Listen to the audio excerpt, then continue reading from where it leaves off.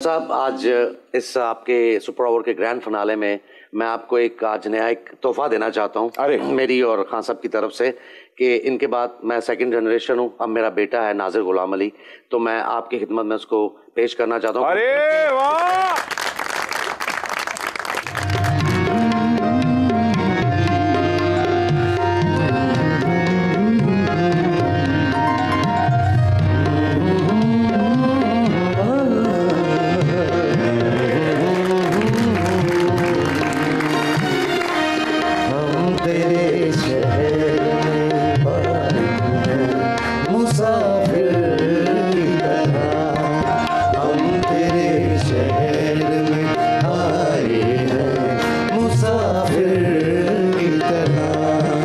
सिर्फ एक बार मुलाकात का मौका दे दे,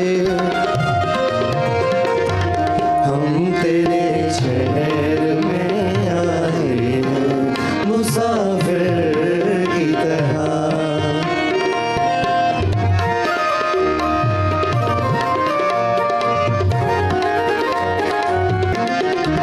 मेरी मंजिल है कहाँ, मेरा ठिकाना है कहाँ, सुबह तक तुझसे बिछड़ कर मुझे जाना है कहाँ। सिर्फ दो चार सवालात का मौका दे दे,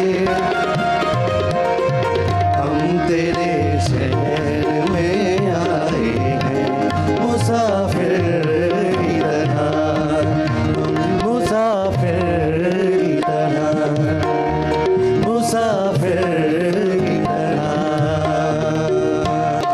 थैंक यू जी, बहुत शुक्रिया, बहुत